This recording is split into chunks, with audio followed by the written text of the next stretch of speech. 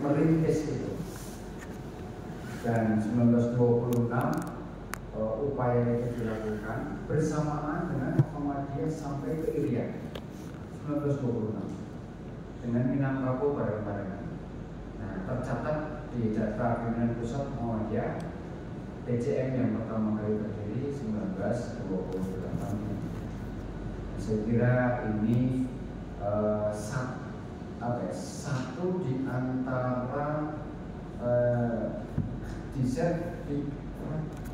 disertifikasi dakwah Muhammadiyah yang melampaui zamannya. Kira-kira tahun sekian pergerakan Muhammadiyah sampai di luar Jawa itu butuh perjuangan yang tidak mudah. Sebelum merdeka, kendaraan masih harus numpang dengan kendaraannya penjajah gitu kira-kira itu sampai ke Sumatera dan juga Irian itu sesuatu yang butuh effort luar biasa. Tetapi ternyata Muhammadiyah sudah berdiri. Nah itu saya kira Medan dan sekitarnya termasuk Tanjung Sari yang tadi disebutkan hampir semua ketua PP sudah hadir. Ini kan jadi bukti bahwa PCM ini punya potensi menjadi PCM yang luar biasa. Tergantung penasihatnya aja. Kalau nggak di sini nggak bisa ngerjain. Di sini nggak bisa ngapa-ngapa. Nah, Bapak sekalian,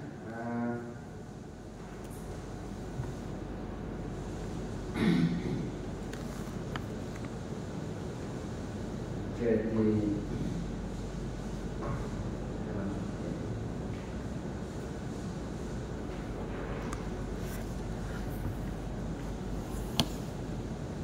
untuk kita paham tentang bagaimana Muhammadiyah memang dibutuhkan pemahaman yang komprehensif. Saya mohon izin berdiri. Dan sebelum masuk ke materi ini, informasi dari Pak Ketum tadi malam kita kontak. Insya Allah nanti malam Pak Ketum bersedia dan sangat senang menerima Bapak di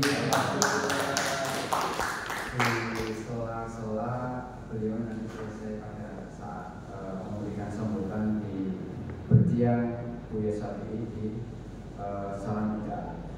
Salam itu sudah kita koordinasikan juga dengan sekretaris pribadinya untuk nanti disediakan.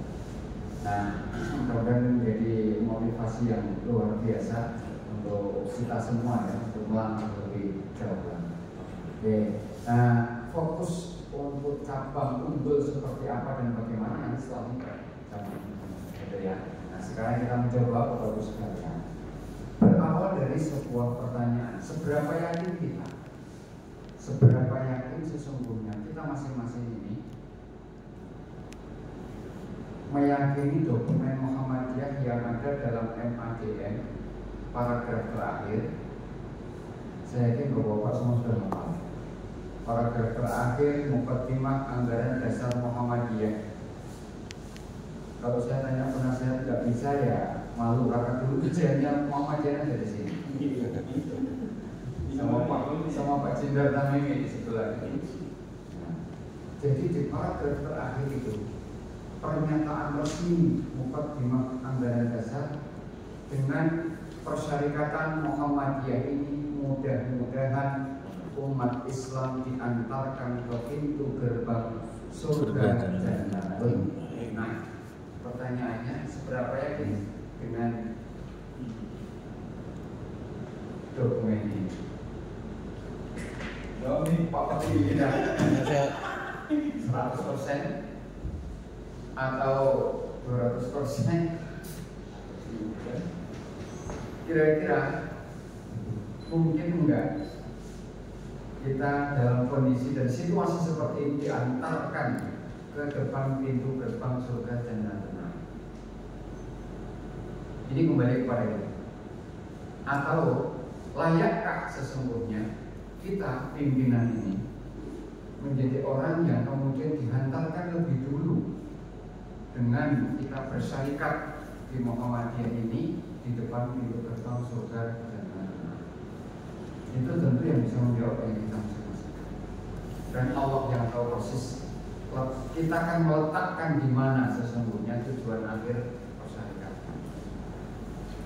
Ini pertanyaan ini sama disampaikan oleh Pak Haidar ketika beliau juga mengisi Baitul Aqam, Darul Aqam. Seberapa yakin Anda itu dengan Muhammadiyah itu akan diantarkan ke depan pintu gerbang surga? Nah, kalau saudara pimpinan kok nggak yakin, jangan berharap anggota kita akan bisa kita yakinkan. Nanti sampai di sini itu saja. Pertanyaan yang kemudian menggelitik. Pertanyaan berikutnya, layakkah kita menjadi orang yang diantarkan?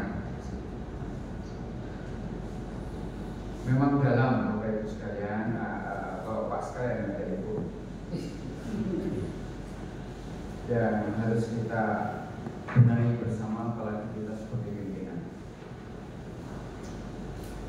Sejarah ideologi Muhammadiyah itu dibentuk oleh Kiai Dahlan 1912 sampai dengan putusan Muktamar yang terakhir 48 di Solo kemarin, selalu mengarahkan secara resmi, mengawal agar kita semua siap menjadi orang yang diantarkan ke pintu gerbang surga Jannatul Ma'wa.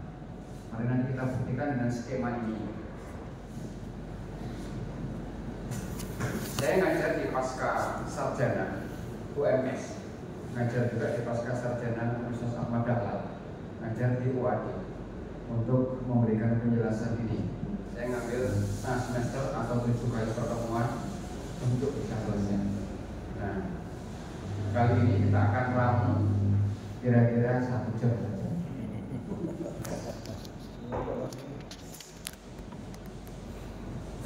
Jadi tadi kita sampaikan bahwa sekalian, secara ideologi kita ini memang mengantarkan kita untuk siap. Karena Muhammadiyah itu tanggung jawab. Falsafah dan 17 kelompok ayat Al-Quran ini adalah ajaran murni Kiai Dahlan kepada murid beliau Kiai Haji. Beliau hanya menyerap kurang lebih 2,5 tahun sebelum meninggal. Kiai Haji ini adalah orang Kauman asli yang dulunya mondok di Termas, kemudian ketika pulang ke Jogja melihat pengamalan Islam yang berbeda dengan apa yang dilihatnya. Itu kemudian kembali ke Termas menanyakan kepada kiainya, Kiai, apa yang diamalkan Islam di Jogja oleh Dahlan, Kiai Dahlan, itu sangat berbeda dengan yang lain.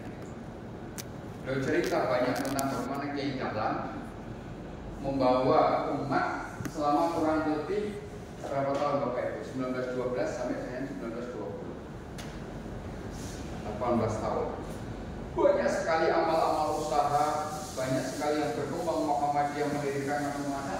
Lalu kemudian beliau tanya ke kiainya, balik ke sini lagi. Yang disarankan oleh kiainya adalah belajarlah dengan Kiai Dahlan yang sesungguhnya saudara dari Hasyim Asy'ari seperguruan di Soleh Barat Semarang. Oke, intinya beliau 4 kali melamar ke Kiai Dahlan, ditolak. Kamu jadi murid, gak mau. Kiai Dahlan, kamu harus pulang, lepaskan dulu apa yang menjadi nafsu kamu. Siapkah kamu untuk melepaskan semua apa yang ada di dalam hati dan pikiranmu untuk masuk ke Muhammad? Beliau kemudian selama 2,5 tahun itu mengajarkan ini.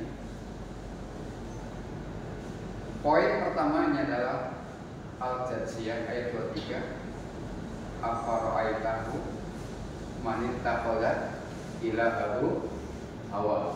Soal tauhid. Yang kedua, 1942 Kibatus Hadikusumo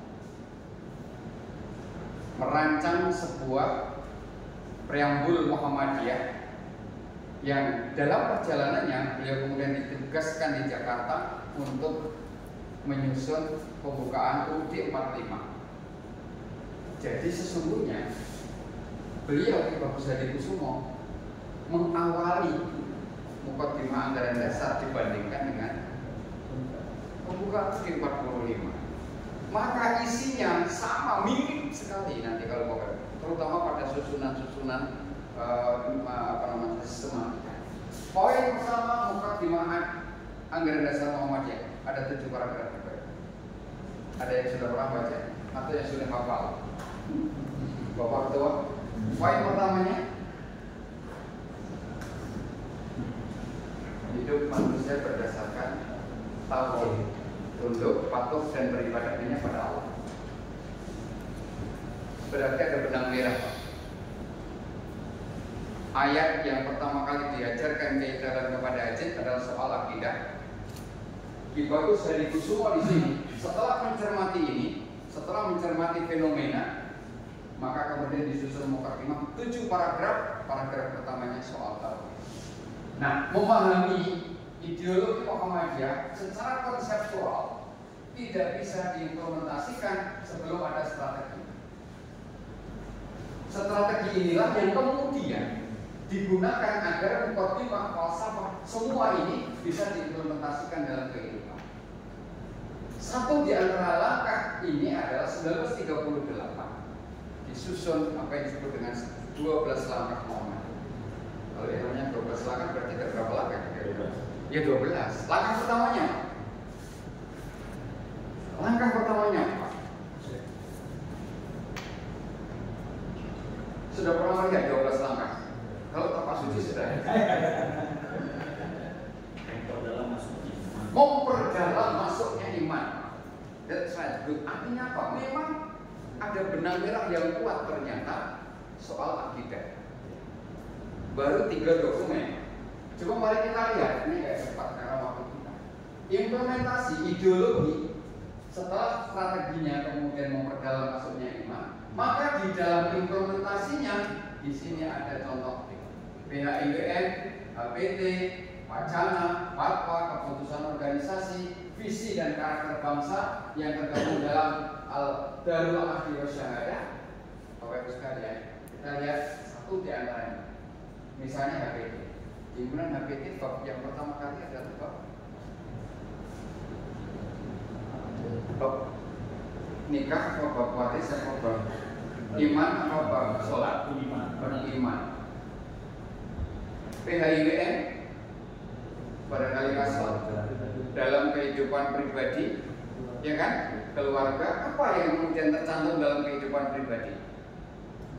Tentang akidah, ibadah, akhlak dari ibadah dan muamalah. Bapak Ibu sekalian, jadi ternyata mulai dari ideologi yang sifatnya konsep, strategi dan implementasi, benang merah yang kuat adalah soal akidah. Dan itu akan syarat menjadi surga. Ibadah bisa terampunkan, akhlak bisa dipahami, tetapi kalau soal akidah melenceng, habis. Muhammadiyah tidak banyak berkata. Bapak nanti ketika berkunjung di SM mencari buku tentang akidah Muhammadiyah tidak ditemukan. Tidak akan ditemukan. Kenapa rahasianya? Akidah Muhammadiyah justru mulai dari konsep sampai implementasi itu inherent, bukan diteorikan. Inilah kemudian mestinya kita itu kencang dalam soal akidah.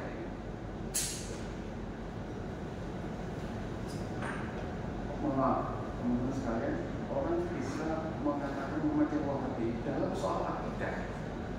Kita memang harus itu. Tidak boleh ada peluang sedikit pun. Begitu akidah ada peluang sedikit pun untuk bisa kita geser. Dipertanyakan, layak kita nanti dihadapkan ke pintu gerbang surga Jannah. Tidak bisa dikawal itu.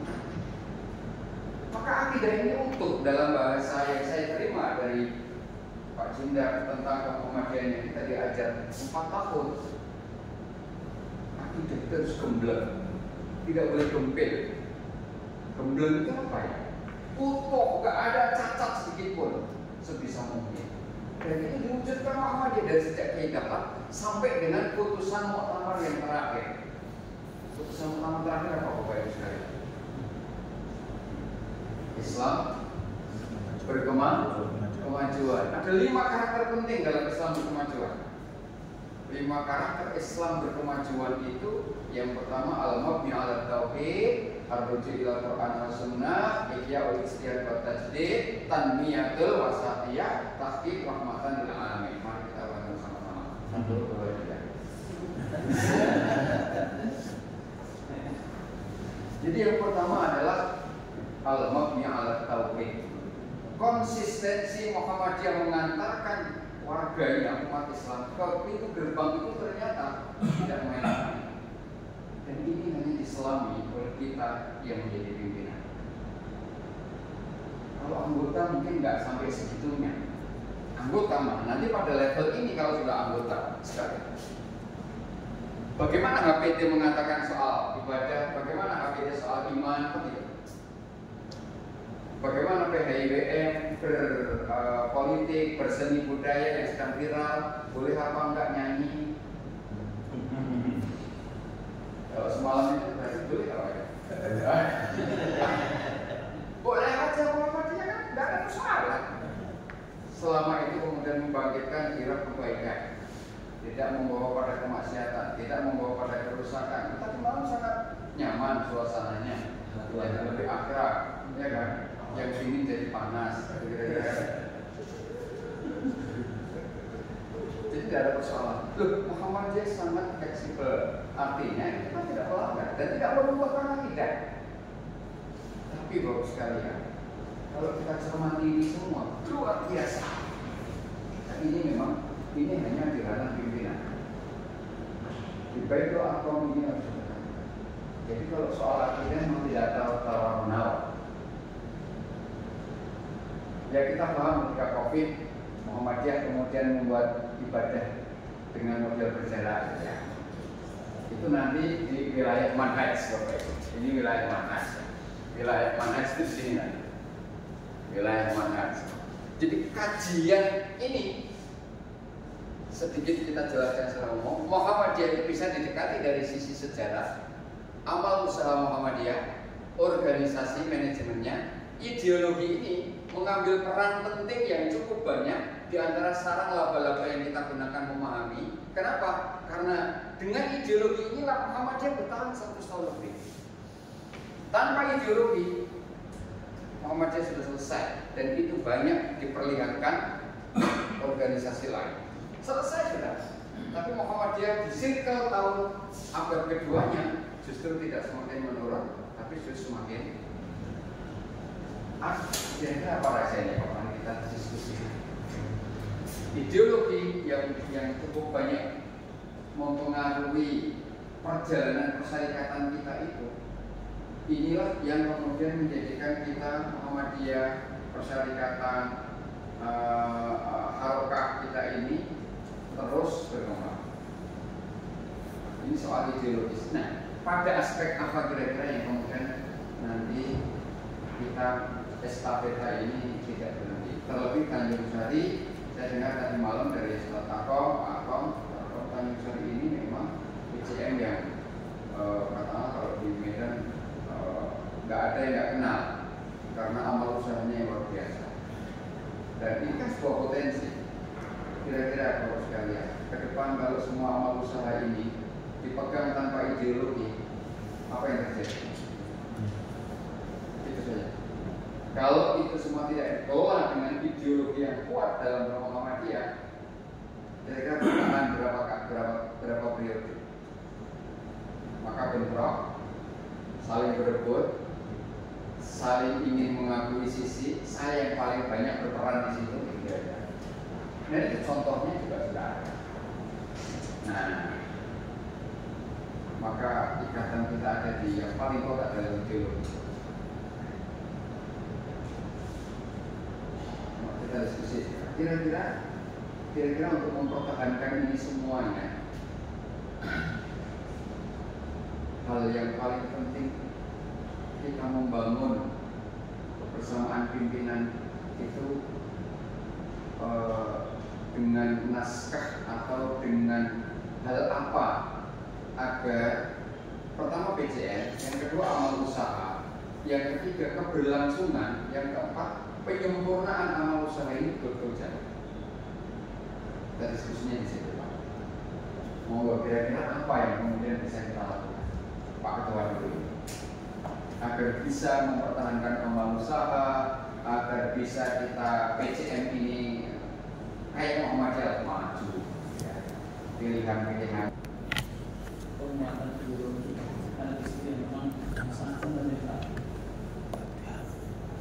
termasuk ya kemudian bagaimana SDM-nya itu memang betul-betul dimulai dengan niat dan semangat Allah.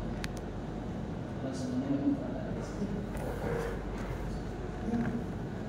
Sudah tepat sekali. Jawabannya sederhana. Tinggal bagaimana kita praksis. Niat lillahi ta'ala, ikhlas. Kuncinya ini. Niat ikhlas lillahi ta'ala kita kembalikan. Untuk apa sih kita ini sesungguhnya bermuhammadiyah? Untuk nama, untuk mendapatkan maisha, untuk ya paling tidak kan lumayan gagah-gagahan kalau kita jadi ketua PWN. Padahal di Jogja tidak ada apa-apanya di PWN, tidak ada. Saya tidak sama di ranting-ranting di masjid-masjid, tidak ada. Saya hanya menggunakan kendaraan itu kalau tugas resmi. Kalau tidak, kita tidak pernah mau pakainya. Bisa? Hah? Iya, ya, kelas, kita disuruh-suruh. Jadi memang semangat melayani dan semangat bagaimana untuk umat. Itu yang penting.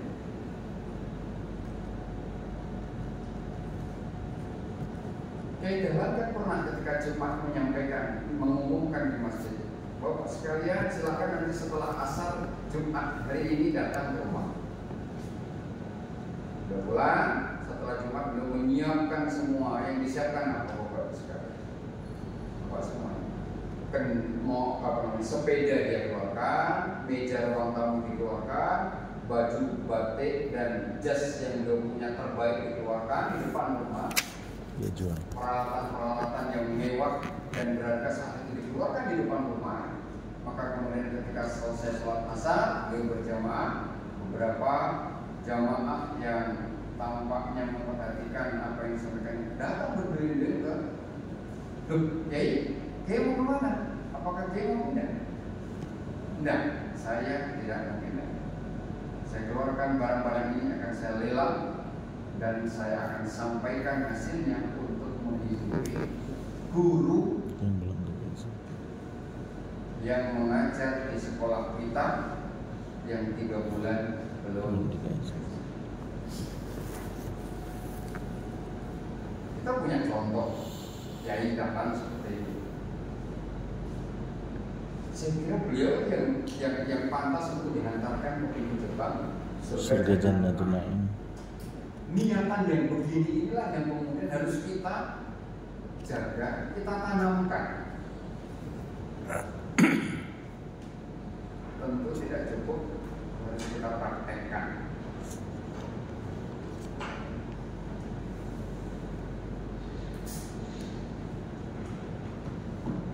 Mungkin tidak sampai pada level seperti itu sekarang kita. Karena Kiai Dahlan pada saat itu otoritasnya berada di tangan beliau. Otoritas untuk mengambil keputusan sehingga beliau begini. Tapi Pak Taufik kan tidak sendiri sekarang. Andai Muhammadiyah Tanjungsari itu hanya beliau sebagai tokoh utamanya, mungkin akan dilakukan. Akan dilakukan dengan kegigihannya. Tetapi Pak Taufik kan ada 13 yang lain. 9. Pak Taufik dengan 9 orang lain. Maka ketika semangat ini tampak, tentu akan manifestasinya dalam bentuk yang berbeda. Ya kita menjadi tidak, akhirnya kemudian tidak letterland bahwa Kiai Dahlan mengeluarkan atau kemudian melelang ini. Kalau kita nanti pulang sampai di Medan, mobil lah ya, tidak juga. Kenapa? Karena kita sudah berada dalam proses kolektif. Kebersamaan ini menjadi satu-satunya kata dalam rangka menghantarkan kita keluarga anggota ke pintu gerbang surga Jannatul Na'im. Tidak ada. Lihat ikhlas kita tidak ada. Yakin bahwa ketika kita ikhlas yang kita bawa ikut semuanya. Sudah ikut semuanya. Rezeki ikut. Nama yang tenar nggak usah dipikirkan, itu nanti ada orang yang lain. Itu jaminan kok. Tawaran banyak hal. Dan tidak perlu kita pikirkan yang seperti ini. Asal kembalikan ilmunya. Yang punya kuasa Allah, yang punya penghidupan Gusti Allah. Apalagi yang punya hidup Allah, yang punya materi Allah. Dan itu tidaklah Bapak sekalian mencontohkan kita betapa luar biasa para pendahulu. Next. Kolektif kolegial ini dimunculkan di persyarikatan kita semasa kepemimpinan Kiai Haji A.F. Fakhrudin. Kiai Haji A.F. Fakhrudin Ketua PP Muhammadiyah terlama, menjabat berapa tahun sekarang? Melayani. Beliau menjabat berapa periode? 4 periode lebih, 22 tahun. Tak lama. Maka istilah kolektif kolegial ini muncul pada saat beliau dengan kesederhanaannya hampir tidak pernah pulang di Tanjung Balai, juga beliau pernah tugas di sana. Keluarganya ditinggal sering, lalu kemudian dalam sebuah rapat keputusan organisasi terhadap sesuatu yang amat sangat penting tertunda beberapa bulan. Karena tugas Pak A.F. sangat menumpuk. Pimpinan rapat diserahkan kepada wakil ketua yang membidangi, tetapi satu keputusan persyarikatan karena beliau tidak segera bisa bergabung sehingga tertunda. Pak A.F. Fakhrudin kemudian mengatakan bahwa Muhammadiyah itu bukan A.F. Fakhrudin. Muhammadiyah itu saudara. Sehingga ketika tidak ada saya, Muhammadiyah tidak boleh berhenti. Muhammadiyah harus terus berhenti. Kewajiban kita adalah menyiapkan mereka siap untuk melanjutkan apa yang kita sekarang sedang lakukan, menyempurnakan apa yang sekarang ini kita usahakan, melanjutkan apa yang saat ini kita amalkan. Bahwa keputusan organisasi tertunda karena seorang A.F. Fakhrudin itu mestinya tidak perlu terjadi.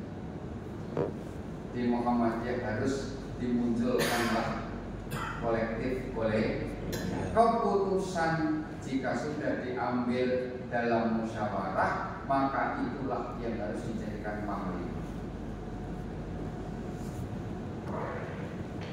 Maka dalam disertasi saya, kalau nanti membawa masih punya beberapa ringkasan disertasi tentang bagaimana Pak A.F. memunculkan kolektif kolegial di Muhammadiyah ini tidak sekedar kolektif kolegial dalam bahasa organisasi. Apa kolektif kolegial dalam organisasi? Rapat bersama. Bukan itu. Muhammadiyah, andai pimpinan rapat kalau tadi dikeluhkan Pak sulit mengumpulkan, tidak ada persoalan. Yang terpenting yang disatukan itu hati, Pak. Sadar bahwa ketidakhadiran saya dalam sebuah pengambilan keputusan bukan berarti ketidakrelaan atas keputusan rapat. Kalau itu yang masih terjadi, berarti belum kolektif kolegial dalam hati. Nothing. Maka saya harus rela ketika keputusan LPPKPP Muhammadiyah terhadap sebuah amal usaha. Ketika saya kemarin beberapa waktu yang lalu di Spanyol, BWM memutuskan bahwa ada person-person yang harus ditindaklanjuti karena temuan LPPK terhadap amal usaha tertentu. Saya pada saat itu tidak ada. Saya ditelepon, Ustadz, ini. Kolektif kolegial tidak harus mengambil di tangan ketua. Bahwa ketua bertanggung jawab, ya. tapi keputusan rapat harus dijalankan sebagai bagian dari ketidakhadiran saya harus terima terhadap apa yang diputuskan. Walaupun tanpa kader ketua. Walaupun tanpa kader. Tetapi yang penting sekali lagi Bapak, kolektif kolegialitas ada di sini. Bukan semata-mata administratif. Kalau semata-mata administratif, apakah saya kemudian bisa memvetokan keputusan itu? Saya nggak hadir. Bukti saya tidak ada. Saya nggak bisa terima keputusan itu. Belum masuk ke kolektif kolegialitas. Maka ketika Pak Aep itu mengangkat ini, Muhammadiyah berjalan secara struktural dan kultural dengan nyaman, sangat nyaman. Kenapa? Karena keputusan organisasi ada di dalam musyawarah. Kalau pengen betul-betul, ya akhirnya pimpinan itu berusaha mendatang. Karena kita pengen mengambil peran terhadap keputusan. Tetapi jika tidak, kolektif kolegial ini betul-betul bukan sekedar soal hadir dan tidak hadir dalam mengambil sebuah keputusan, tetapi yang penting bersatunya hati. Kami awal. Ini bersatunya hati. Tidak penting jumlah yang hadir, karena kan Muhammadiyah tidak mengambil quorum. 9 yang hadir kok 2. Rapat undangan sudah disampaikan, tempat sudah disetujui, waktu sudah kita sepakati. Yang hadir 2 diputuskan 2. Ini yang terjadi. Kenapa? Organisasi nggak bisa menunggu. Jangan.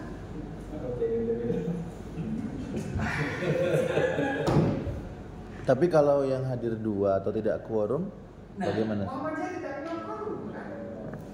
Muhammadiyah coba Bapak lihat dalam tidak ada quorum. Hanya persoalannya tadi kembali. Ini fatsun jam'iyah. Fatsun jam'iyah apa? Etika kita dalam berorganisasi. Ya jangan kemudian ketika 2 yang lain mas, yang lain gimana? Lagi UTW, oh, kita putuskan sekarang. paling penting diundang itu Pak ya. Itu harus dipenuhi. Jalurnya ya. Jalurnya harus dipenuhi. Ada undangan, ada peringatan, tempat sudah disepakati, waktu kita mulai. Ini memutus-mutusnya nggak boleh ya. Lah ini. Oh, setelah dicek yang bersangkutan hadir 9, ini ke 7 yang ada di rapat misalnya ada 4. Ini 3 mana? Bentar lagi masih di jalan lalu putuskan sekarang aja. Ada bisa juga. Nah itu sudah kaitannya dengan fatsun jam'iyah. Etika kita dalam berorganisasi. Suara Muhammadiyah edisi ke-10 ucapan itu disampaikan oleh Ketua PWR. Baru saya baca kemarin Suara Muhammadiyah yang edisi baru disampaikan itu di Suara Muhammadiyah. Ya memang itu Muhammadiyah. Kalau kita mau menjalankan roda organisasi, jadi begini kira-kira. Kehadiran kita di organisasi menjadi penting bagi kita. Bagi kita penting. Tetapi mohon maaf, organisasi tidak butuh orang yang mementingkan dirinya dalam kalau tidak ada saya tidak jalan, tidak ada organisasi begitu. Maka kalau sudah begitu, tinggal menunggu kapan organisasi atau persyarikatan ini apa? Turun dengan sendirinya. Itu yang semangat itu yang saya peroleh dari Pak Aep Farudin dalam disertasinya, dalam disertasi saya, yang saya peroleh dari Pak Cindartam ini. Selama 4 tahun kita mencoba untuk terus mengkaji. Yang saya peroleh dari Pak Ketum, Pak Haidar Nasir, semangat beliau begitu. Kita ini mementingkan diri kita ini penting berorganisasi, tapi organisasi tidak pernah harus mementingkan. Jadi kehadiran kita itu ya menakar diri ya. Saya harus mementingkan diri di organisasi. Insya Allah dengan begitu sekalian Muhammadiyah akan terus berjalan dan bergulir menuju ke arah yang baik, menuju ke arah yang. Maka memang tadi Pak Taufik niat ikhlas memang itu yang menjadi kunci. Yang kedua setelah niat ikhlas lalu mohon maaf hati ini kita tata untuk kolektif kolegial. Kita tidak sendiri. Kehadiran kita di organisasi ini atau organisasi ini bukan kita sendiri. Namanya organisasi jamaah. Ini penting. Nah, saya akan kembali ke sini beberapa. Nah, teman-teman sekalian, bangunan ideologi yang kokoh ini kita sampai pada implementasi ini. Sekali lagi, ini agak kembali seperti tadi. Nah, ini sesungguhnya tidak hanya pada dataran yang pertama, lapis pertama, tetapi juga ketika kita bicara tentang Indonesia berkemajuan 2015, konsep ini sesungguhnya mengambil dan mengadopsi banyak tentang ketuhanan yang maha, bicara soal akidah. Yang kedua, MKCH kalau Bapak Ibu lihat di dokumennya juga begitu. Kepribadian Muhammadiyah juga seperti itu. Terus saja saling masalah 5 fitoh, dakwah kultural sampai dengan putusan. Semuanya orientasinya kepada turunan akidah, kemudian ke ibadah, ke akhlak, dan pada akhirnya muamalah dunia. Ya, 4 hal yang kemudian diyakini Muhammadiyah sebagai satu kesatuan di dalam Islam. Akidah, ibadah, akhlak, muamalah dunia. Semuanya ini dirangkai dalam pemahaman tentang mahuwati, apa itu agama. Jadi bagi Muhammadiyah, agama itu tidak parsial, satu yang khusus, satu yang umum, atau sesuatu yang sifatnya ritus dan yang lain sifatnya profan. Bukan itu. Bagi Muhammadiyah, mengurus organisasi, mendirikan SD, mengajar, jadi dosen, jadi pedagang, sama wajibnya ketika kita azan, menegakkan sholat, membangun masjid. Jadi tidak ada beda. Yang beda di mana? Yang beda adalah prioritas pelaksanaan. Sekarang sudah mulai terdengar azan, ini kita perhatikan, tetapi kemudian prioritasnya adalah sholat. Setelah sholat fantasiru bin, fantasiru bin artikan perintah kewajiban. Akhir di sholat fantasiru bin ada. Artinya dua-duanya tidak boleh tinggalkan. Dua-duanya punya bobot yang sama. Mari kita lihat. Nah, ini masuk teologi al-ma'umnya Kiai Dahlan. Apa kalau kita punya Kiai Dahlan itu kan menjadi bukti gerakan bahwa antara ibadah sosial dengan ibadah kepada Allah itu nilainya sama. Soal pelaksanaannya dalam prioritas tidak ada masalah.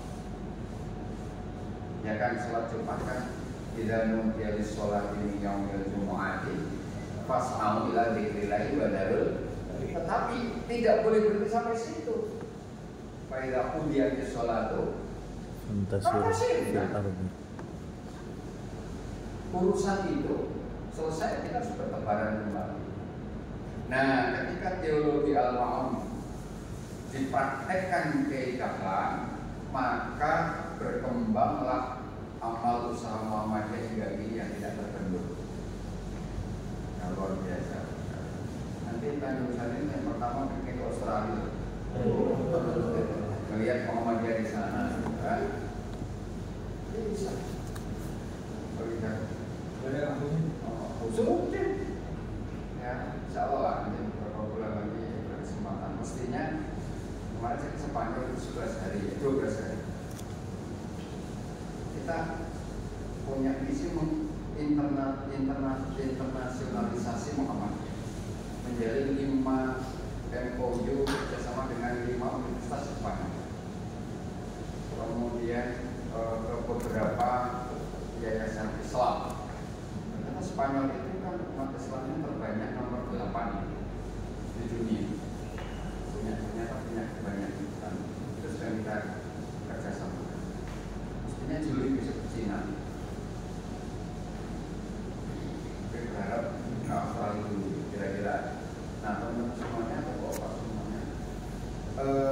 kembali ke soal yang tadi. Jadi teologi al-ma'un itu menyejajarkan antara orang yang sholat dengan orang yang beribadah sosial, atau sebaliknya, orang yang kemudian sholatnya sebagus apapun ketika ibadah sosialnya terabaikan, sesungguhnya menjadi berdusta agama. Nah, ini yang kemudian ditangkap oleh Kiai Dahlan untuk betul-betul menjadi sebuah ideologi gerakan Muhammadiyah luar biasa, dengan 3 pilar yang terkenal yang tadi sudah disebut: feeding, schooling, dan healing. Sosial kemanusiaan, schooling pendidikan, healing kesehatan, dan yang terakhir adalah pilar ekonomi yang akan terus diangkat sehingga Muhammadiyah akan mandiri. Nah, kenapa bisa begitu? Nah, sedikit kembali lagi ke Kiai Dahlan. Ternyata pola pikir Kiai Dahlan itu menurut Najib Burhani dalam bukunya Muhammadiyah Jawa atau progresivitas pemikiran Kiai Dahlan. 3 cara berpikir Kiai Dahlan ini perlu kita terapkan juga dalam berorganisasi. Yang pertama adalah cara berpikir strukturalisme. Kiai Dahlan itu memang berpikirnya struktural dalam makna ikhyaul ijtihad wa tajdid. Jadi yang dipikir Kiai Dahlan itu ketika melihat sebuah ayat itu, bagaimana ayat ini bisa hidup di tengah masyarakat, bagaimana ayat ini terimplementasi di tengah masyarakat, bagaimana ayat ini bisa menjadi firman Tuhan yang hidup. Ketika al-ayat di masa Kiai Dahlan dipahami sebagai ayat Quran yang diterapkan oleh para muridnya, ketika ditanya, sudah diamalkan? Sudah. Buktinya mana? Digunakan untuk imam sholat. Saya sudah hafal, sudah saya ajarkan kepada anak-anak tentang hafalan al-ayat Kiai Dahlan mengatakan bukan itu. Al-ayat ini implementasinya cari anak yatim, mandikan, kasih makan. Cari fakir miskin, angkat, bawa dia ke sini, kita kasih pelajaran. Cari orang-orang yang sakit, Ustadz Amin itu bawa ke sini, kita kasih obat. Itu implementasi dari surat Al-Ma'un.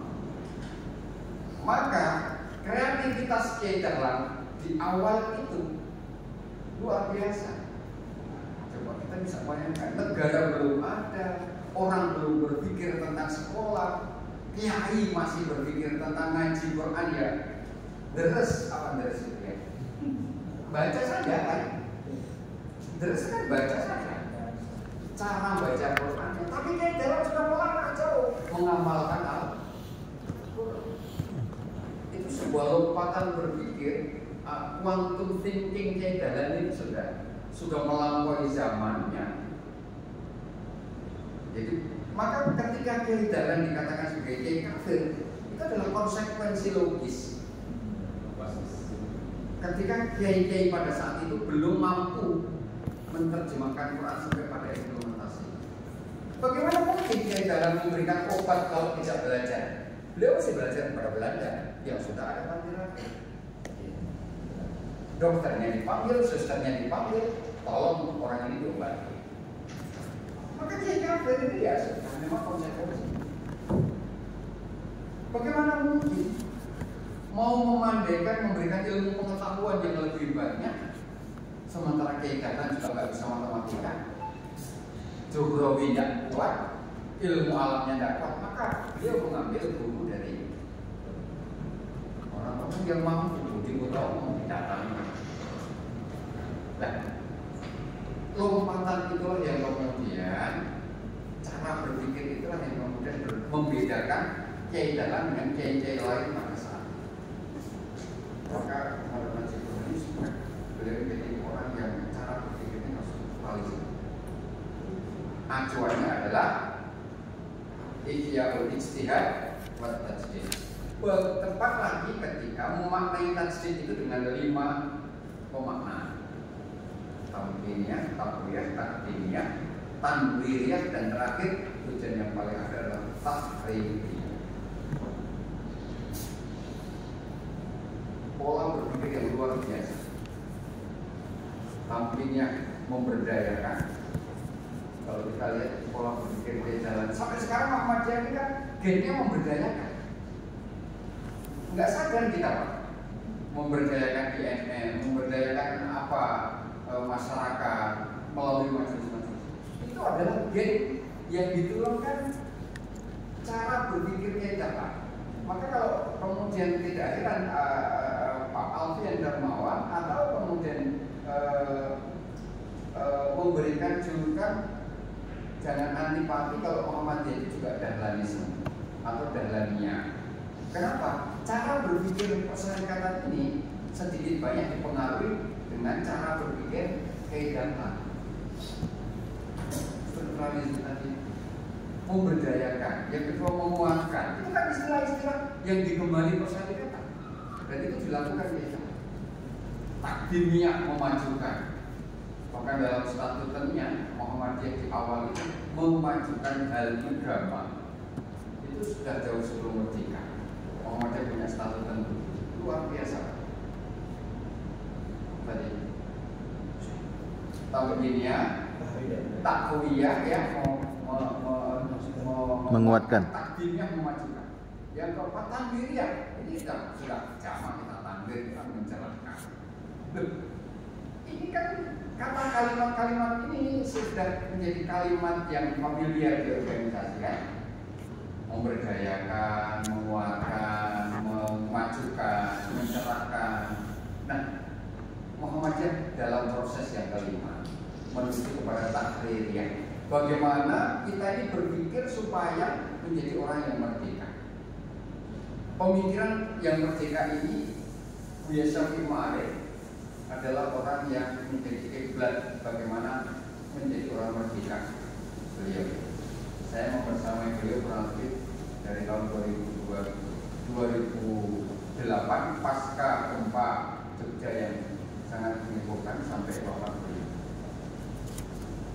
Sekitar ya 14 tahun, 15 tahun bersama beliau. Orang yang merdeka sama luar biasa. Cerca apapun, dimaki apapun, nanti ini jalan yang harus kita tempuh luar biasa.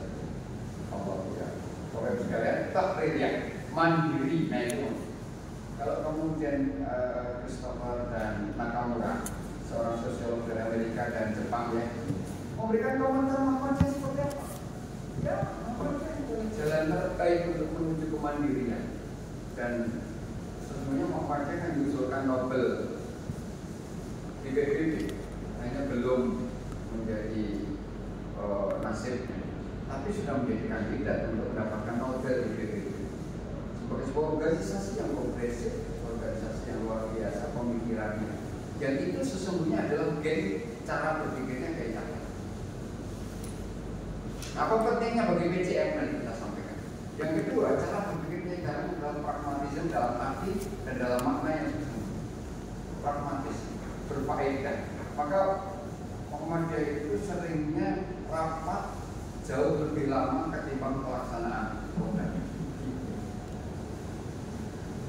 Tadi dikatakan, ini kita ini mungkin di Jogja kan 5-6 hari, tapi rapatnya kan sebelum puasa, sebelum dilantik, bicara sana, bicara sana. Iya. Nah itu lagi Muhammadiyah. Itu kan nggak sadar, itu sesungguhnya adalah alam berpikir kaidah yang menetes ke cara berpikir berperilaku organisasi. Dan itu harus kita kembangkan, Pak. Nah, kolektif-kolektif itu yang menjadi kunci ikatannya. Coba kalau kita masing-masing punya keinginan, tidak bisa. Wah besok di Jogja, satu ingin ke Gudeg, yang satu ingin ke Mbak Marijan, yang satu ingin ke pantai, nggak selesai. Tapi Pak, ini Pak, ya. Kalau saya lihat ini wajar kalau untuk Muhammadiyah ini cara berpikirnya juga kontra dari ini. Iya. Nah, kan konsekuensi itu maju ya. Kan tadi kita sudah sampaikan bahwa cara berpikir kita harus berulang dan berpikir. Kan itu untuk berpikir, sementara kontra berpikir pastinya ada. Jadi seperti Bapak sampaikan juga, cara yang kita langsung bahwa seharusnya buat Muhammadiyah itu harus mengantisipasi itu, sehingga tidak muncullah aplikatif yang sifatnya melakukan dari keadaan itu. Nah, apalagi kita mungkin Bapak menyampaikan lagi ke level cabang, kita tentunya aplikatif. Sering kita yang tidak sadar bahwa dalam pengurusan itu muncul sendiri kontra itu dengan struktural itu, dengan cara berpikir yang kadang-kadang prinsipnya mereka anggap benar, tapi kontra terhadap yang lain. Itu yang kadang-kadang kita temui di lapangan. Ya. Mohon ini apanya Pak ya, sebagai betul Bapak. Mungkin ada ke situ ya. Yang kedua, saya perhatikan untuk Muhammadiyah ini kan pimpinan pusat aja seperti Pak Safi Ma'arif sampai-sampai digelari orangnya sekuler. Iya. Ya Pak yang ini bahwa ada jalan kepada saya sudah banyak. Memang secara awam nampak sekuler gitu ya. Dengan cara berpikir beliau. Ya. Tapi kan itu ada masanya. Masanya kalau terkadang kita berpikir sekarang, tapi orang lain belum bisa mencerna itu. Itu yang disampaikan Bapak Kiai Gantong tadi kan gitu. Apakah itu akan terjadi? Mungkin bisa jadi pemikiran Bapak juga gitu nanti ya. Mungkin setelah kita nggak ada, baru ada berpikir bahwa itu suatu kebenaran. Apakah itu terjadi di Muhammadiyah? Dan antisipasinya bagaimana Pak supaya itu tidak terjadi sekarang? Terima kasih Pak. Luar biasa. Ya. Maksudnya seperti itu dan kita diskusikan lebih nyaman. Ya, saya kira betul. Tidak bisa isi kepala ini disatukan. Yang bisa disatukan hati. Nah, isi kepala tidak bisa. Hati kita ini bisa sama-sama kita tundukkan. Tapi kalau berpikir, cara berpikir, apalagi wacana di Muhammadiyah sangat dibebaskan. Tidak ada persoalan. Tetapi kalau kita sudah mulai duduk, mari bermusyawarah, kan tujuan kita jelas. Menegakkan dan menjunjung tinggi agama Islam sehingga terwujud masyarakat Islam yang sebenar-benarnya.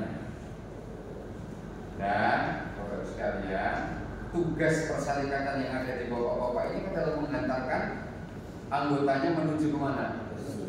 Iya, coba saya mohon ini bisa dibuktikan ada nggak kalimat itu? Ada, silakan bawa Pak Direk, itu resmi sampai sekarang. Dan mohon maaf, dan itu Muhammad komitmen betul dalam hal itu, meski tidak ada gaung yang harus dibuka, karena memang kita akan sejak awal sampai Muhammadiyah. Makanya coba Bapak sekalian telusur dan telisik saja buku akidah Muhammadiyah, apa Khawarij, apa Murji'ah, apa Maturidiyah, apa kemudian Asy'ariyah, tidak ada. Tidak ada di situ. Karena akidahnya adalah Quran dan Sunnah. Apa yang ada di Quran Sunnah kami tahu. Titik, tidak lebih, tidak dikurangi. Maka gembel tanpa gembel. Gembel tanpa gembel. Itu akidahnya Muhammadiyah. Kalau teman NU begini. Nah, dan itulah yang mengikat kita, hati kita itu. Itu Pak yang kita rasakan ya.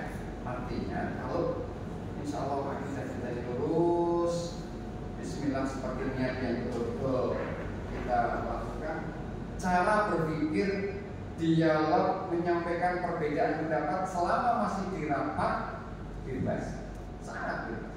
Tidak ada yang harus dipaksa berpikir kalau tidak boleh.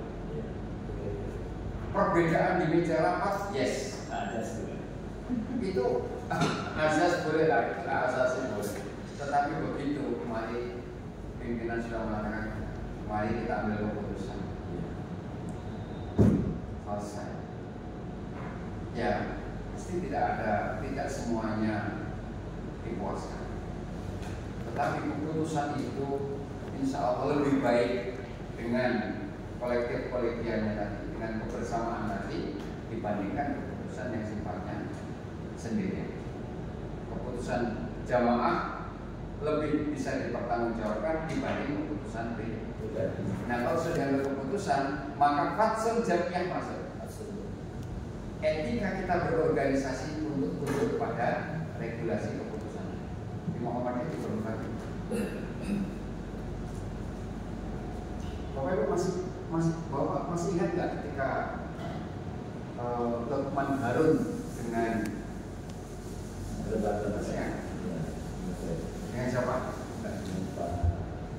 mendirikan Bank Persyarikatan Dakwah, iya kan? Di satu sisi dengan Sutrisno muda, kan bentukannya luar biasa ini. Hampir luar biasa tuh Muhammadiyah harus profesional, pengurus digaji, pengurus semuanya dijadikan SK, pokoknya dihidupkan lah, pokoknya pengurus semua digaji. Satu sisi, yang lain menentang keras semuanya. Dan mereka membawa anggota apa saat itu kan? Mereka punya kekuatan gitu. Akhirnya sepakat, pokoknya keluar cabang 4 juta.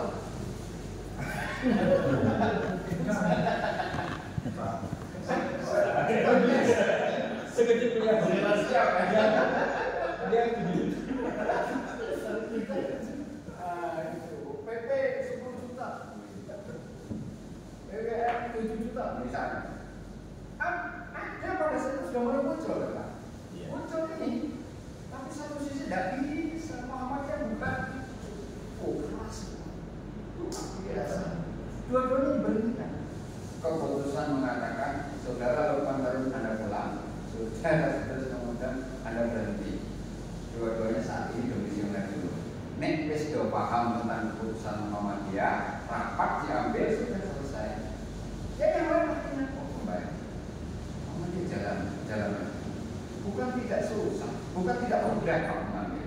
Bagaimana ketika Kiai A.R. Harudin harus mengambil keputusan tentang asas tunggal? Asas tunggal yang satu betul-betul mempertahankan untuk tidak menerima asas tunggal, sementara sisi yang lain kalau tidak menerima asas tunggal organisasi akan dibubarkan oleh Soeharto. Dua-duanya bertahan. Tetapi begitu Pak A.R. mengatakan jalur asas tunggal itu ibarat jalur jalan. Kalau di sini wajib pakai helm ya sudah, pakai aja helmnya. Nanti pada saat sudah tidak berada di jalur helm lepas lagi.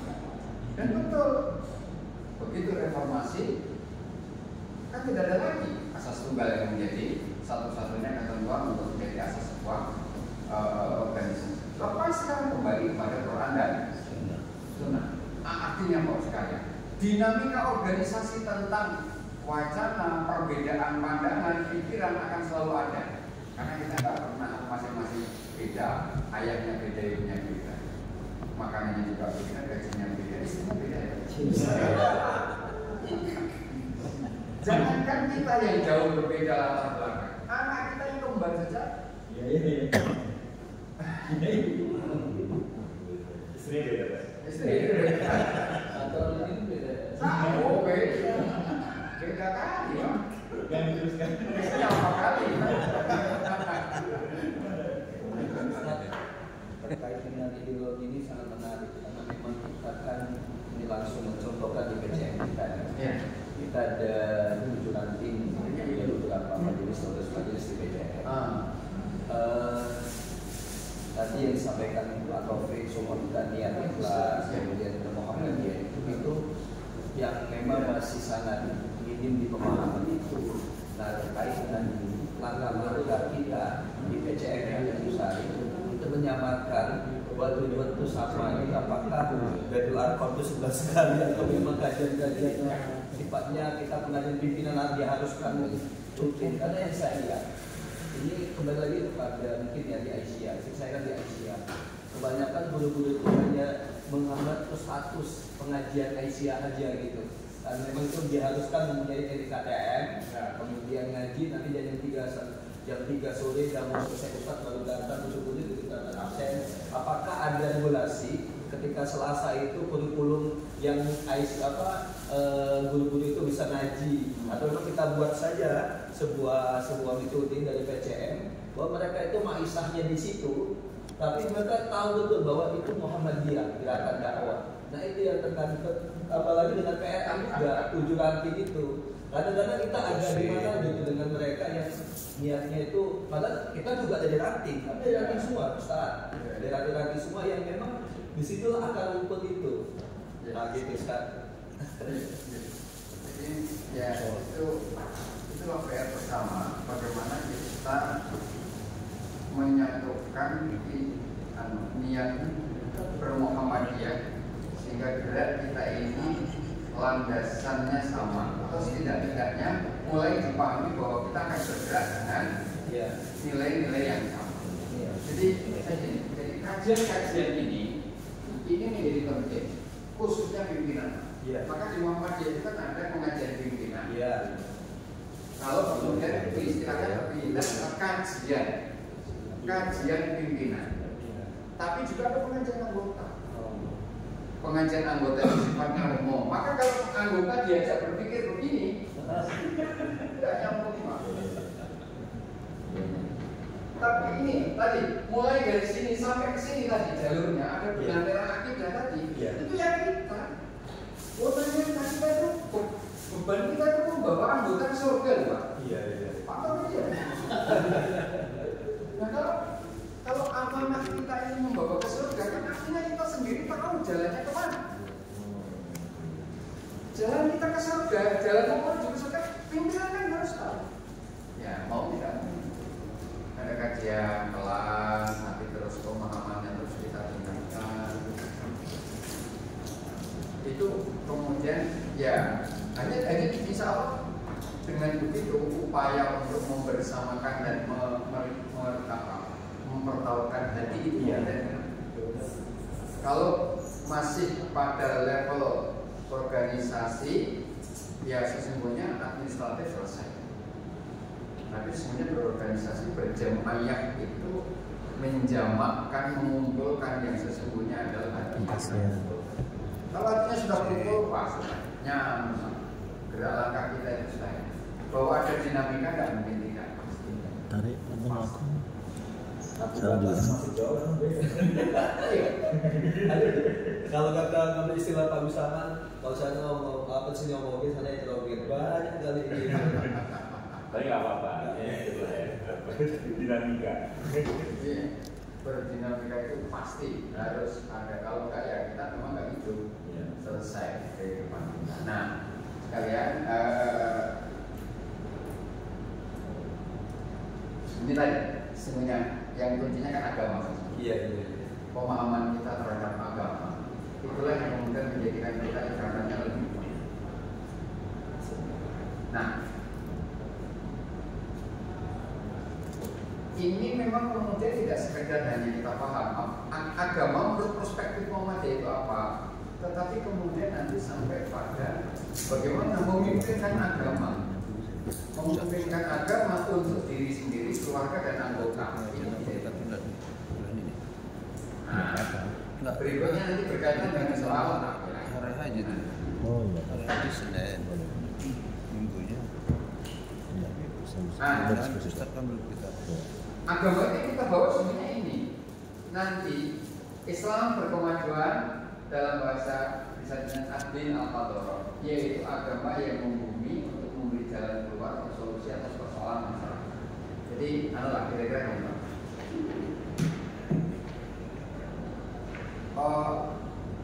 Agama itu kan wilayahnya ada di hati. Ada di hati. Tetapi dinamika perpecahan itu bermula dari kira-kira begitu.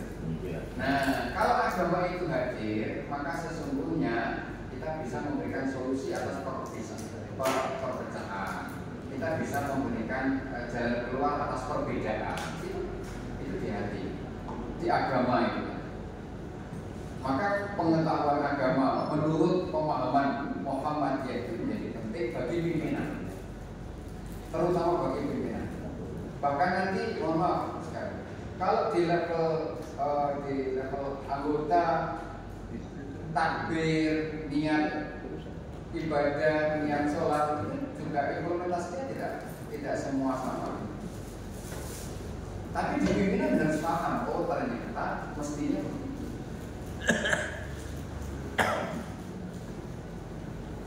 sambil. Nah ini mana tadi sudah kita sampaikan. Insyaallah banyak kali. Terakhir sekalian ini ada kristalisasi ideologi.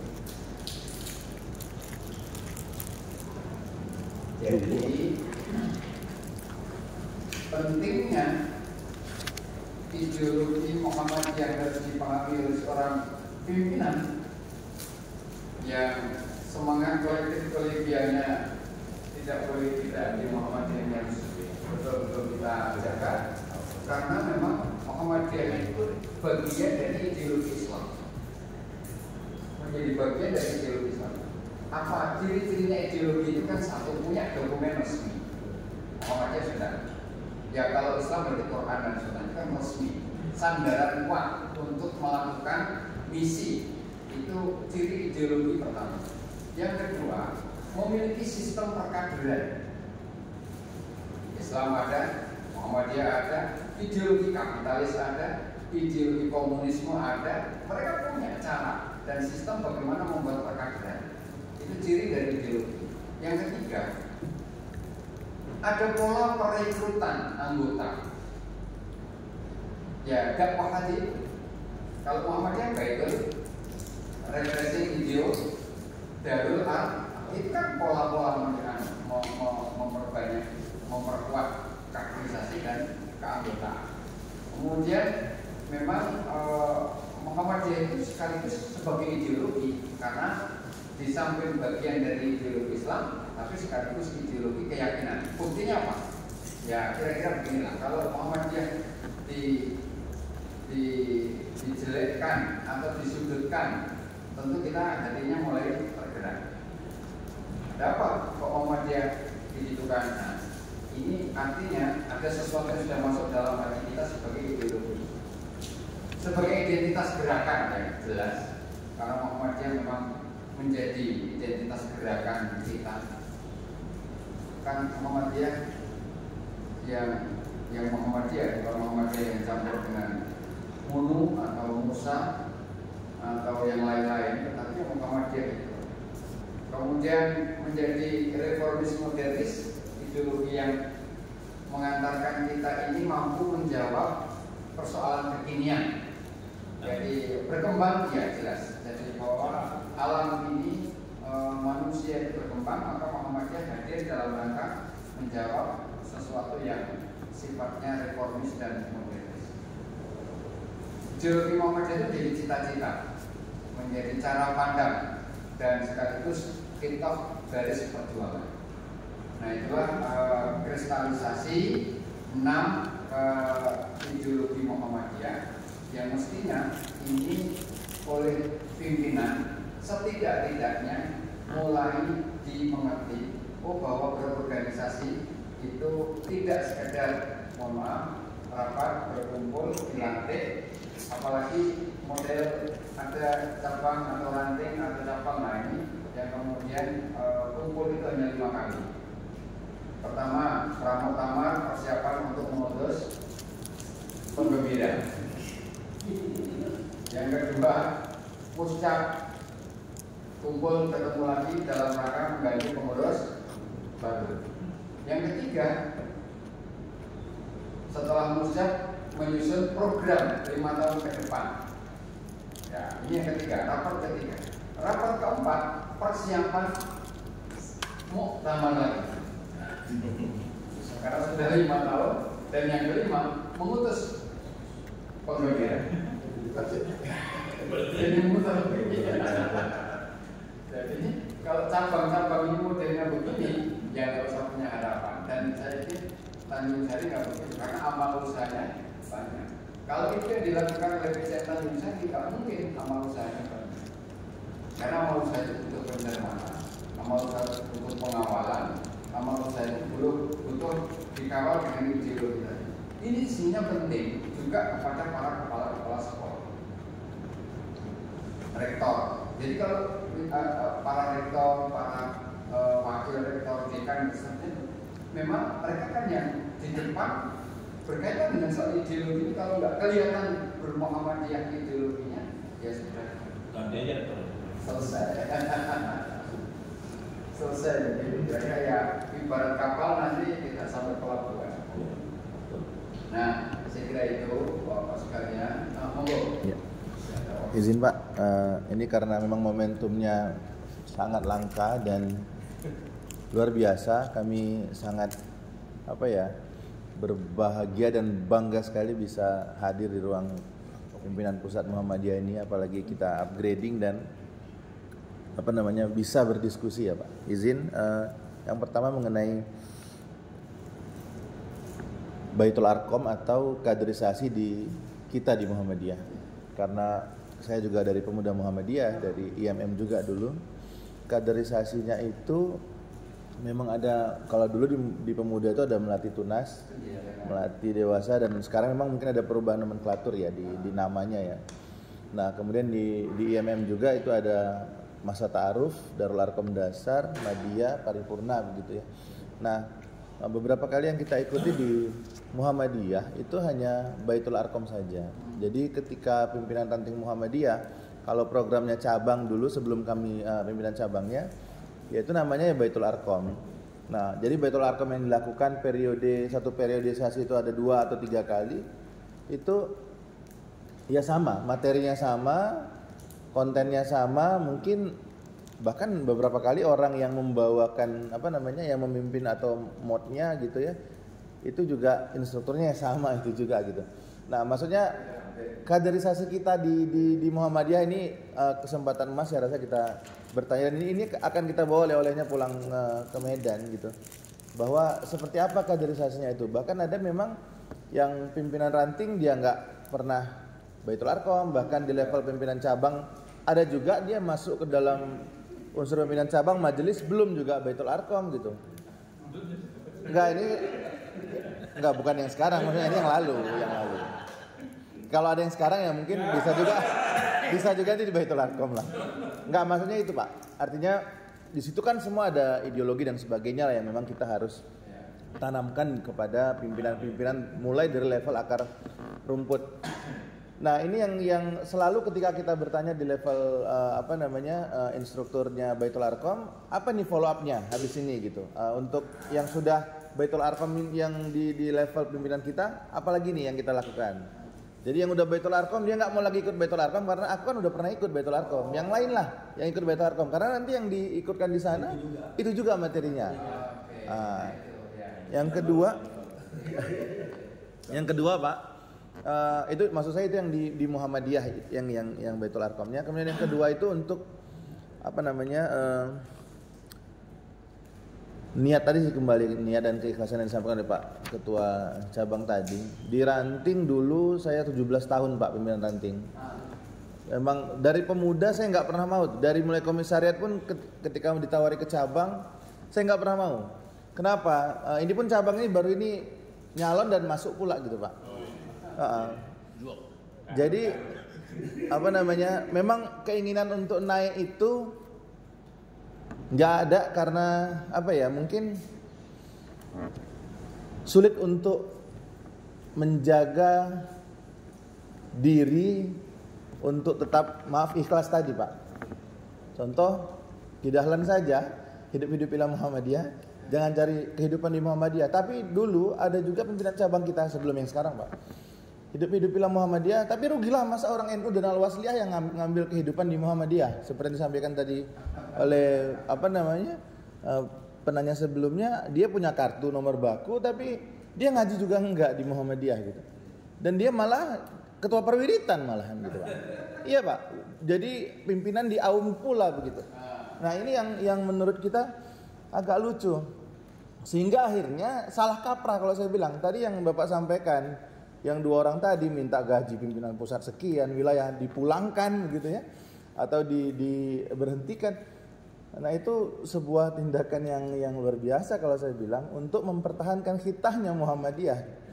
Nah, jadi yang mengubah falsafahnya Ki Dahlan itu ya memang itu kalau levelnya di ranting itu semuanya ikhlas lillahi ta'ala. Tapi ketika sudah ke cabang dan seterusnya itu Pak, cobaannya lebih besar. Nah, saya hanya khawatir keikhlasan itu terganggu, maka dari dulu nggak pernah mau Pak. Nah, dan terbukti ternyata memang yang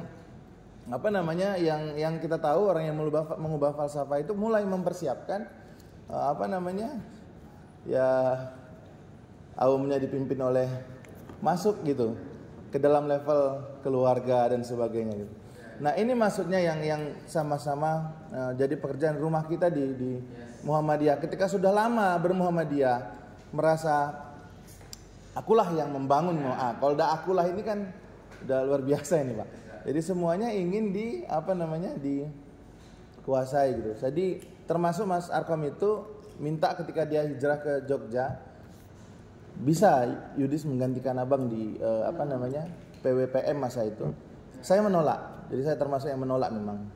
Padahal yang di PWPM itu ketuanya itu majelisnya itu Bang Amrizal, senior saya di IMM dulu gitu.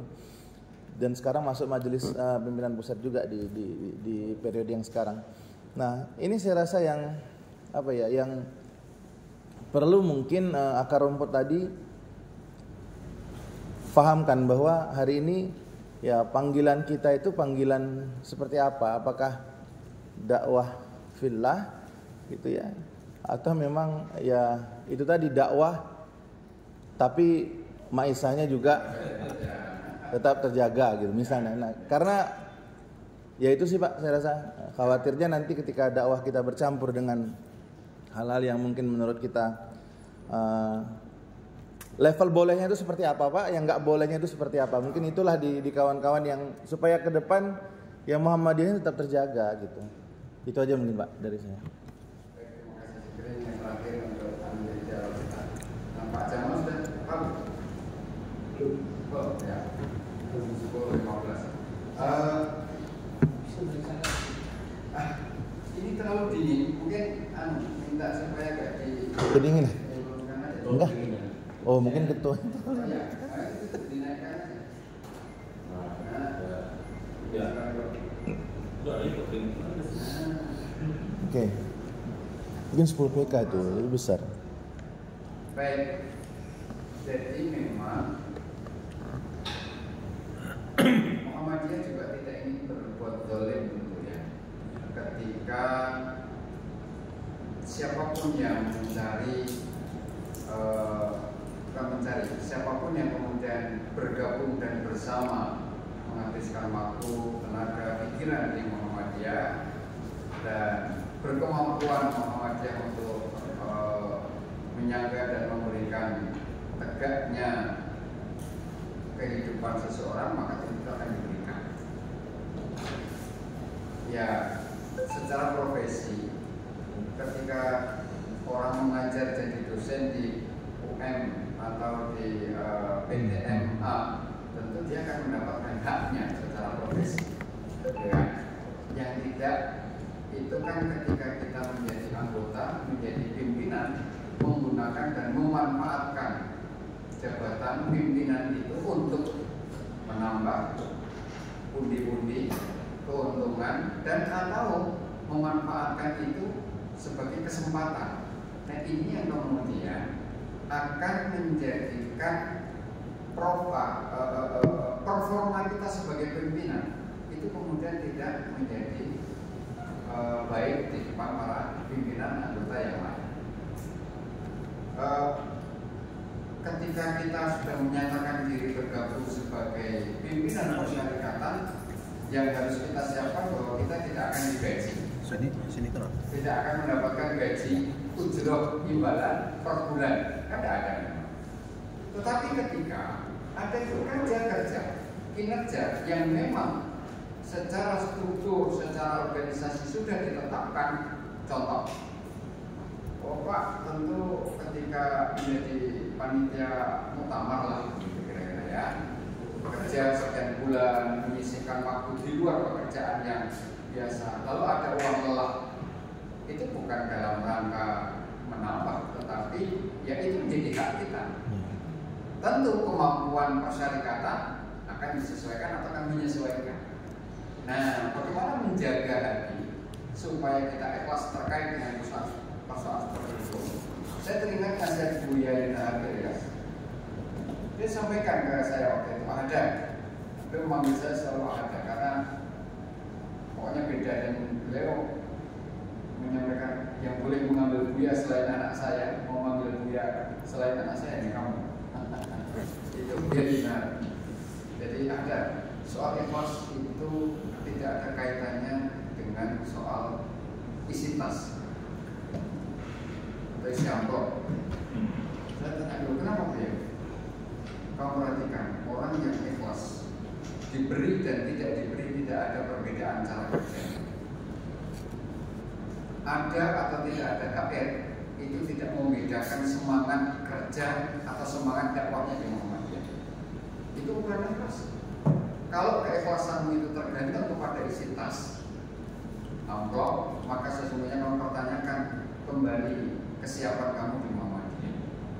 Itu perjalanan, waktu itu perjalanan kita mengantarkan beliau pulang dari menjemput putranya Mas Hasnan Nahab IMM gitu. Sekarang masuk DPP IMM ya, Mas Hasnan Nahab itu ketika menjemput Hasnan di kemah di Wates. Jadi tidak ada kaitannya antara isi tas atau amplop itu dengan keikhlasan selama kamu betul-betul bisa menerima. Nah itu perlu latihan ya. Itu perlu berlatih. Orang yang selesai dengan dirinya adalah orang yang melepaskan itu semuanya. Melepaskan itu semuanya. Kalau itu selesai insya Allah. Dan yang kamu harus ingat janji Tuhan itu kan Tuhan tidak akan atau Allah tidak akan menyembelihkan orang yang sungguh-sungguh berjihad di dalam. Tidak ada orang yang berjihad sungguh-sungguh kok dimiskinkan, kecuali cara jihadnya yang salah. Nah itu yang selalu kita ingat. Maka sesungguhnya keikhlasan itu betul-betul misteri yang bisa kita rasakan dan sesungguhnya dirasakan orang lain juga. Wah keikhlasannya kelihatan atau terasa itu kelihatan. Hanya kemudian memang seberapa besar nah itu aura itu bisa kalau dirinya sendiri ya sudah ada tidak ada sesuatu yang kemudian menjadi rezeki itu tidak akan pernah keliru Tuhan memberikan. Jangankan itu yang di depan mata kita ini bukan rezeki kita jatuh. Mau kita makan jatuh belum punya kita ya. Jangan di luar ini sesuatu yang kemudian kita tidak terpikirkan. Kalau menjadi rezeki kita datang dia kan. Berarti tidak pernah salah alamat. Enggak pernah salah alamat rezeki. Kalau soal itu ya. Makanya tadi kalau soal itu tidak pernah salah alamat. Kita kejar kayak apapun kalau memang bukan milik belum menjadi kerelaan kita lepas. Nah ini harus kita yakini. Nah kajian-kajian yang seperti ini kita sentuhkan pimpinan. Iya. Nah kalau pimpinan itu sudah menguap gitu, sudah nanti yang lain itu tidak perlu woro-woro ikut. Oh pimpinan itu. Nah, yang lain halnya dengan hak ya. Kalau lain halnya dengan hak, saya bekerja di dosen di perguruan tinggi A. Ketika 1 bulan tidak diberi, ya ini kembali kepada soal komitmen saya sebagai kader. Kok belum diberi? Ya oke, saya tahan. Nah, keputusan saya menahan untuk tidak protes itu adalah level kader. Komitmen saya berumah ya ini mungkin sedang ada kendala administrasi. Beda dengan ketika kita masuk Muhammadiyah bekerja di situ tanpa ada landasan sebagai seorang kader. Begitu jangankan terlambat, begitu selisih 10 perak sudah medsos yang bicara. Itu kira-kira. Tetapi kalau seorang kader pasti akan berpikir sih, pasti ada sesuatu. Kita tanya. Keputusan menahan, keputusan untuk kemudian tabayun dengan baik-baik, keputusan tidak mengambil reaksional dan emosional itu adalah level komitmen kami. Jadi, kira-kira kalau emas itu ukurannya apa ya? Seberapa karat kadar keemasan bermuhammadiyah kita? Nah di sini. Tetapi itu meskipun itu hak kita. Meskipun itu hak kita, apakah tidak boleh menanyakan ya? Justru itulah kemudian kita sebagai kader menanyakan ada persoalan apa? Kenapa kok hak belum diberikan? Tetapi tetap dalam koridor kader. Gitu. Di luar itu tentu dia akan menanya. Nah bedanya nanti di situ Pak. Kita bisa lihat kalau di AUM itu, bisa loh kita coba ini bisa. Ada iuran administrasi. Waalaikumsalam. Selamat datang Kakanda. Waalaikumsalam. Sudah berakhir ini. Sudah berakhir. Ya, kita tinggal kita tutup. Nah, sekali lagi kader itu pada level-level seperti itu. Saya akan tutup. Jadi di depan kita ini hadir kader luar dalam yang kalau kemudian dikaratkan Mas mungkin boleh mengatakan lebih dari 24 karat. Nah, beliau kakanda saya, Kang Jamal, di samping memang keluarga dari keluarga, jalur keluarga juga beliau, tapi senior juga. Nah, kalau sudah bicara untuk Muhammadiyah, istrinya jadi nomor berapa saya tidak tahu. Keluarganya jadi nomor berapa saya masih terus banyak belajar dengan beliau. Nah, ada banyak cerita sebenarnya teman-teman soal tokoh-tokoh kita itu. Izin kaderisasi tadi Pak. Ya. Kaderisasi Baitul Arkom tadi yang belum terjadi. Oh, ya. Iya. Sesi. Baitul Arkom tadi kaderisasi kita di ya. Muhammadiyah. Saya menjawab ya. Baik. Sesungguhnya di MPK SDI itu materi-materi itu sudah dibuat berjenjang. Karena saya menjadi tim penyusunnya pada periode lalu. Saya masuk tim MPK SDI. Nah, saya menyusun mulai dari cabang, ranting, daerah, kaum pun begitu. Itu sudah disusun. Kurikulumnya, implementasinya mestinya ada pada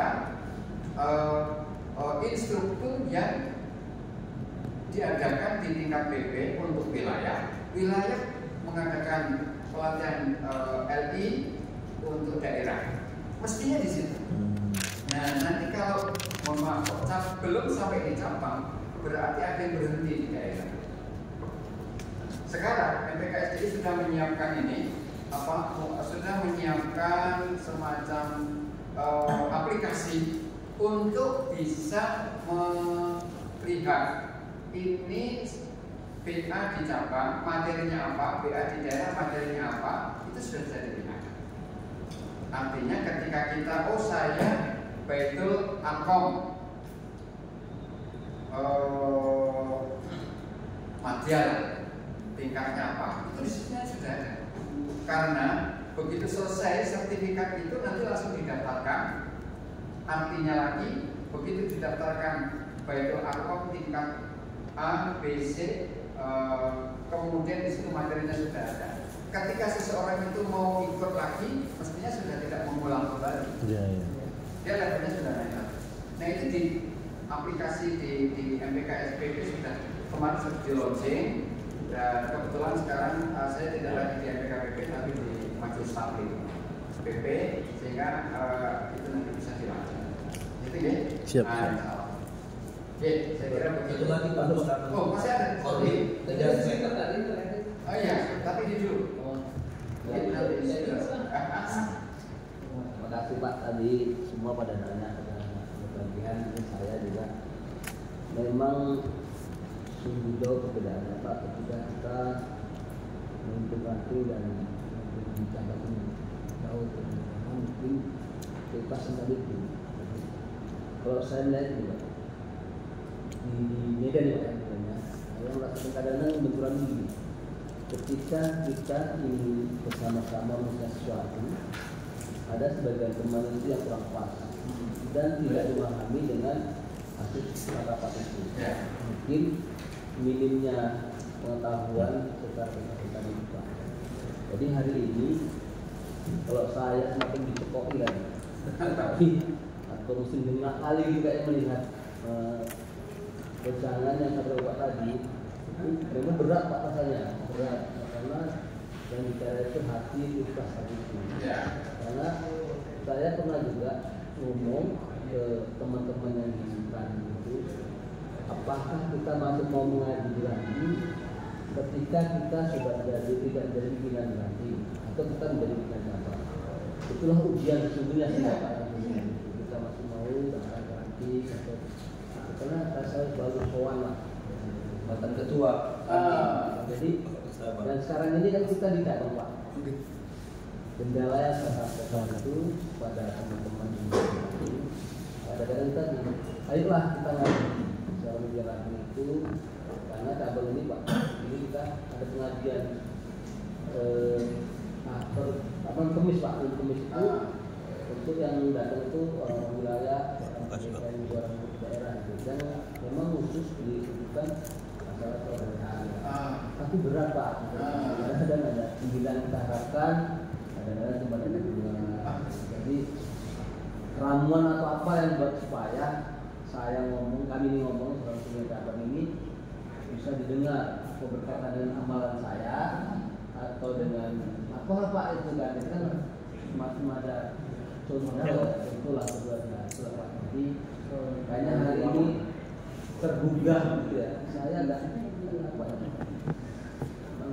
bisa hari kan hebatkan gitu ya.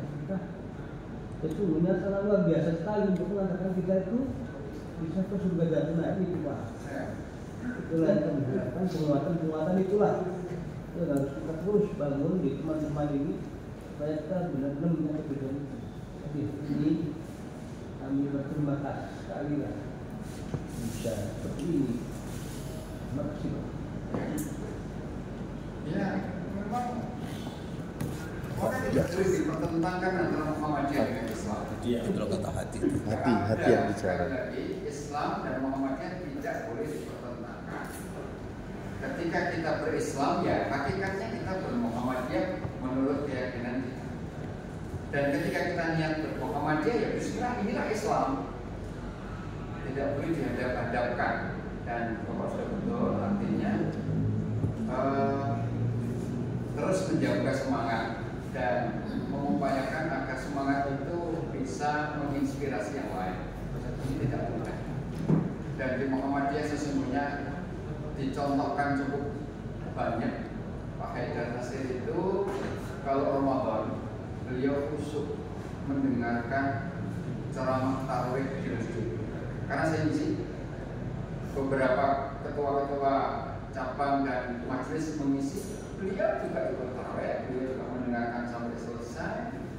Setelah itu ya, setelah tarawih kemudian kalau pas tidak keluar ngobrol, jadi menurunkan perasaan menjadi warga biasa di tengah Muhammadiyah itu, di tengah warga persyarikatan itu sudah dicontohkan. Pak Din Samsudin dari ketua BP menjadi ketua ranting misalnya. Pak Marsusi Ali BPH Bendahara BP Muhammadiyah, beliau menjadi anggota pengajian yang tawaduk dan tunduk di pengajian Ramadan rumah sakit, di pengajian ikut. Itu kan menginspirasikan. Kadang-kadang kita ini diberi Tuhan 2 telinga 1 mulut, kan mestinya 2 kali lipat mendengarkan. Nah, kalau saya menyemangatinya ini, pantaskah saya ini menghantarkan jamaah Muhammadiyah menuju pintu gerbang? Kalau saya nggak pantas, ya saya harus berevaluasi untuk saya. Ini dokumen paling fundamental, muqaddimah anggaran dasar Muhammadiyah itu dengan persyarikatan Muhammadiyah yang kita tahu tadi. Ini tugas yang nggak baik-baik. Nah, hanya 1,5 jam kita hidup di dunia kan. Al-Hajj ayat 47 Pak, bukan saya. Al-Hajj ayat 47 mengatakan kesempatan kita itu hanya 1,5 jam di dunia ini. Wa inna yawman 'inda rabbika ka'alfi sanatin mimma ta'malun. Kalau 1,5 jam itu tidak kita manfaatkan dan kita sekarang sudah berada di umur 50, berarti tinggal 1,4 jam. Maka kita mau berlomba ya. Hadirkan hati. Untuk apa sih kita bermuhammadiyah? Tugas kita kan mengantarkan itu. Siapa kita? Kenapa kita? Kita di SKI, kita diamanati dan kita sudah diteguhkan. Waktu itu kan kita ditanya sanggup kan gitu. Sanggup kan? Sanggup kan? Kita menjawab sanggup. Apa sanggupnya? Kalau hanya sekedar administrasi tidak perlu kita Pak. Banyak orang yang lebih profesional dari kita soal administrasi. Kalau hanya mendirikan perguruan tinggi, mungkin tidak perlu kita juga. Mungkin di samping kita tidak mampu, mungkin ada yang jauh lebih pandai. Tapi kita punya tugas tadi juga, mengantarkan diri kita, keluarga kita, masyarakat ini menuju ke pintu gerbang surga jannah. Berangkatnya dengan persyarikatan. Persyarikatan kan kita yang diamanati. Saya berdoa Pak, kita sama-sama mari kita hidupkan Muhammadiyah betul. Tadi kolektif kolegial itu tidak hanya sekedar di atas kertas, bukan hanya administratif, hati kita yang harus terkait. Apa landasannya? Tadi landasannya mulai dari sejak awal sampai keputusan muktamar, benang merahnya kelihatan akidah. Keyakinan kita. Keyakinan apa? Keyakinan bahwa Allah la raziqa illallah, la khaliqa illallah. Dan itu tugas kita menuju kepada Allah. Ya surga jannatun na'im, tugas kita. Mudah-mudahan bermanfaat bagi sekalian. Narasumber kita sudah hadir. Saya mohon maaf atas segala kekurangannya. Terus saat nanti bisa kita berjumpa kembali. Assalamualaikum warahmatullahi wabarakatuh. Waalaikumsalam.